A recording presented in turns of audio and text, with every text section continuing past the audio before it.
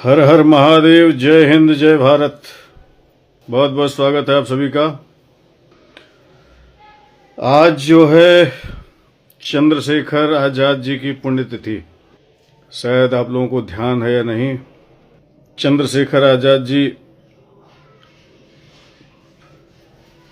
अग्रिम क्रांतिकारी थे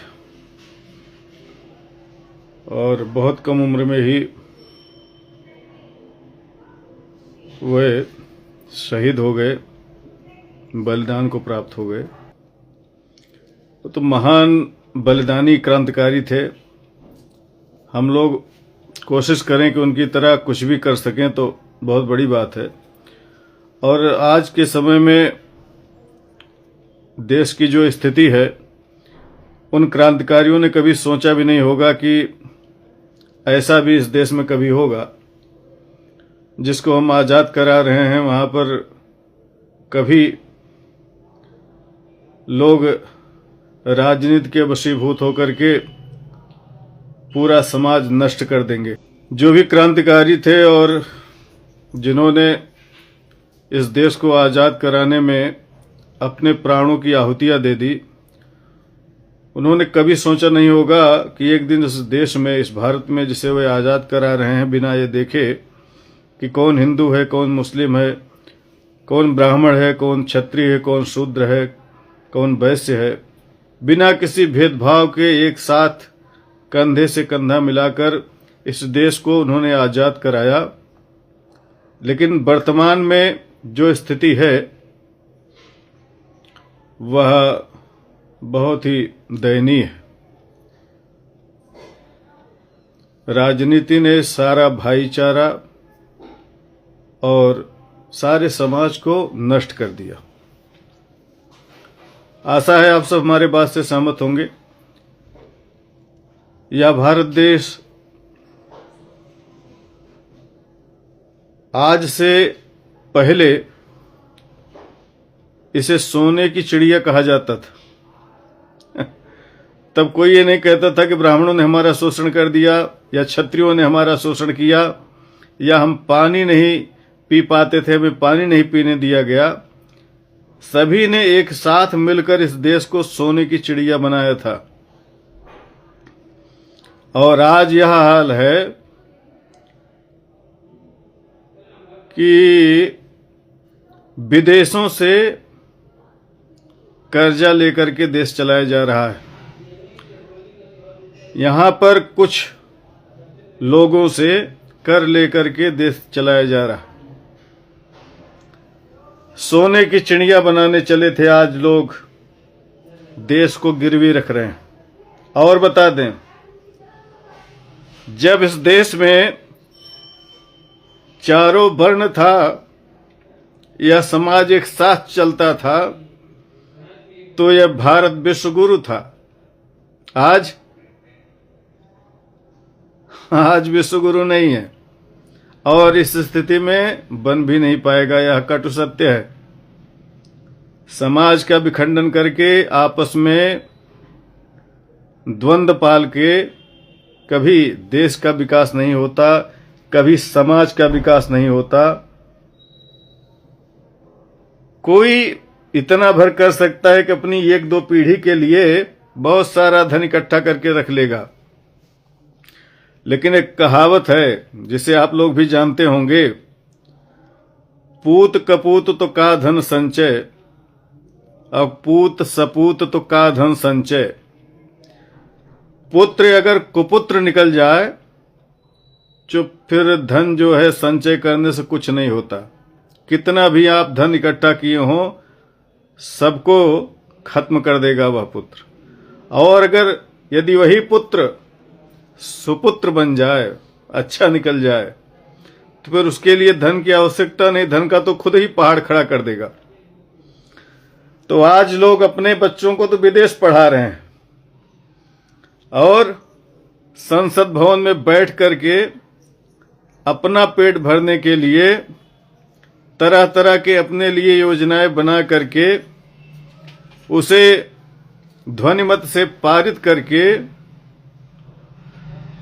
अपने लिए बैंक बैलेंस कर रहे हैं, अपने बच्चों को विदेशों में पढ़ा रहे हैं अपना घर विदेश में ले रहे हैं।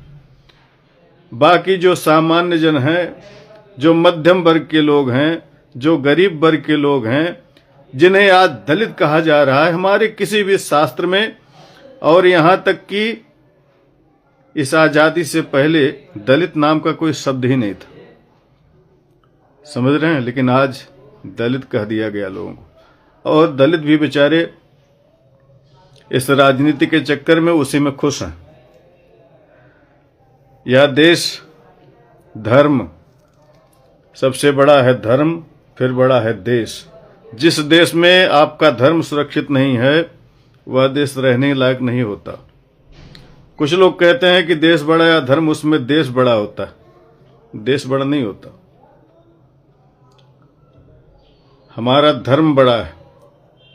अगर हम अपने धर्म को न बचा सकें तो ऐसा देश किस काम का जिसमें हमारी धार्मिक स्वतंत्रता नष्ट कर दी जाए, हम अपना धर्म कर्म न कर सकें, उस देश में रहने लायक नहीं होता। तो कभी चंद्रशेखर आजाद, सरदार भगत सिंह, जो एक क्रांतिकारी थे, सुभाष चंद्र बोस, अन्य बहुत सारे जो क्रांतिकारी थे, उन्होंने कभी यह नहीं सोचा था कि जिस देश को हम आजाद करने के लिए भरी जवानी में अपने प्राणों की आहुति दे रहे हैं, उस देश में कभी इस तरह से बंदर बांट होगी।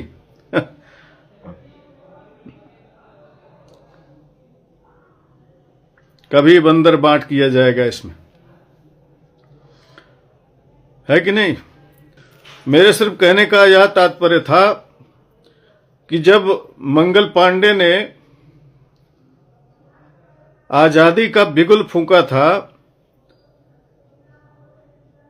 अंग्रेजों की सेना में विद्रोह पैदा किया था, गाय के चमड़े से बने हुए कारतूस को मुंह से खींचने से मना कर दिया था और अकेले आगे आकर के क्रांति का बिगुल ठोंका था, तब उन्होंने नहीं सोचा था कि कभी हमारा जो वर्ण है ब्राह्मण, उसे लोग कहेंगे शोषण करता था। ब्राह्मण शोषण करता तो राजा होता ना, उसे भिखारी भी कहते हो, शोषक भी कहते हो, दोनों कैसे चलेगा भाई? या तो शोषक कह लो या भिखारी कह लो, दोनों नहीं होता। तो यदि देश बचाना है तो अपने धर्म को पहचानो।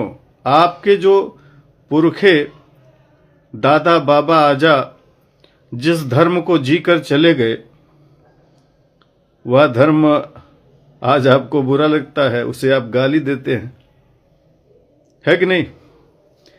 तो अब सोचिए कि आपके दादा बाबा पुरखे मूर्ख थे या आप। आज चंद्रशेखर आजाद जी की पुण्यतिथि रही तो हमने कहा कि चलते हैं, कुछ देश के लिए बात करते हैं। बाकी सब तो अपने अपने लिए सोच रहे हैं। मुझे लगता है ब्राह्मण ने कभी अपने लिए नहीं सोचा। हाँ, पानी नहीं पीने दिया।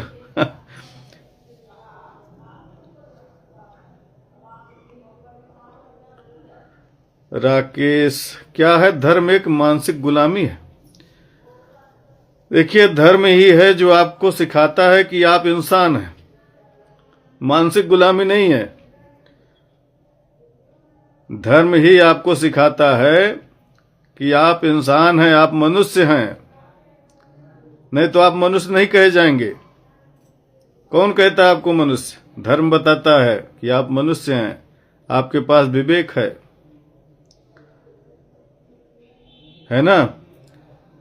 एक सूक्ति है,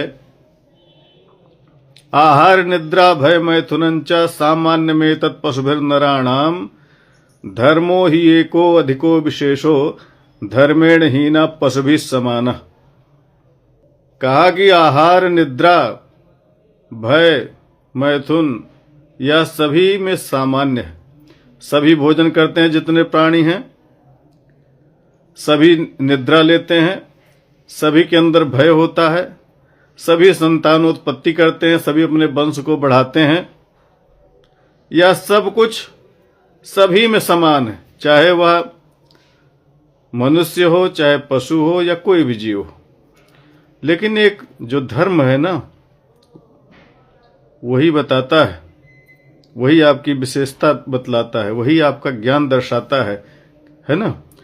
तो अब आप बताइए कि पहले आपके माता पिता आए थे कि पहले आप आए हैं?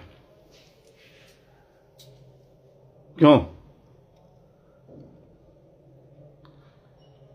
आप इसका जवाब नहीं दे पाएंगे। तो कहने का तात्पर्य है कि बिना धर्म के आप निष्प्राण हैं, कुछ नहीं आपके पास, ना आपके अपने लिए है, ना आपके आने वाली पीढ़ियों के लिए। चलिए फिर कभी मिलेंगे। जय हिंद, जय भारत।